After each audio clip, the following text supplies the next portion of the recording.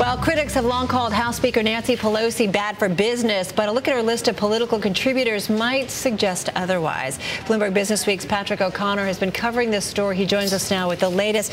Patrick, great to have you here with Matt and myself. Now, Nancy Pelosi has been pegged kind of as an anti-business ideologue by Republicans and many business interests, but is that really the case? No, not at all. She's actually quite close with a number of CEOs and venture capitalists. She feels them out on the economy, gets their ideas. She also seeks out input on how the government can spur job growth in selected fields like clean technology or technology or green technology. Which CEOs, which big tech guys does she talk to, and do they give her money? I mean, is this a case where they want tax benefits, she wants campaign contributions? Some of them give her money and some don't. It's a fairly long list. You've got Cisco CEO John Chambers, who does not actually give her money. Eric Schmidt gives money both to Republicans and Democrats. He and Pelosi talk fairly frequently. He is a supporter of House Democrats. There are a number of venture capitalists, the financier Bill Hambrecht, who helped Apple and Google go public. He's a very big Pelosi donor. There are a number of big money people out in San Francisco who actually are quite close with the speaker. And Patrick, I guess safe to say that these relationships certainly help Pelosi, and I'm guessing in many cases in a good way. Yeah, no, I mean, she's able to raise millions of dollars from these people. And these people, their companies and the industries that they represent have certainly been helped by the support that the speaker has thrown their way. When you look at her support for something like an extension of the research and development tax credit, now it's a it's on the wish list of a lot of technology companies. She's obviously been a big benefactor for green jobs. A number of these venture capitalists have investments in venture capital firms, both in California and across the country. So it's her aides suggest this is not a quid pro quo so much as it is just a mutual admiration society.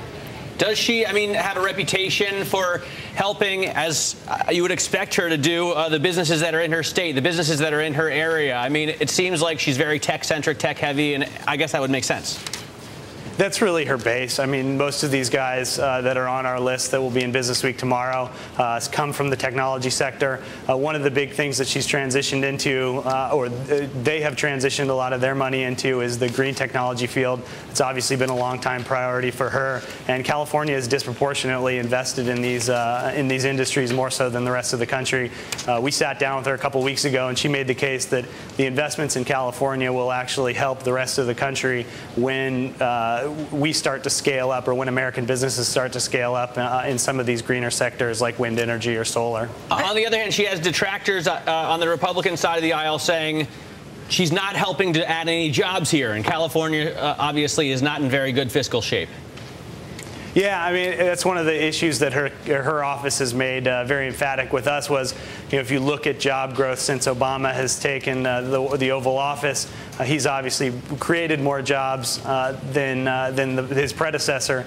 I think that it's still way too early to tell whether or not Obama's created more jobs than his predecessor, did you say? Her office, well, if you look at the stimulus and the jobs that were created out of there, obviously this is an ongoing political debate that we'll be having up until the fall and well beyond, but I think it's probably too early to tell. Her office has been peppering us with statistics. I think a lot of those are make her look better. All right, we got to run. Hey, thank you so much, Patrick O'Connor for Bloomberg Businessweek. We're back in a moment.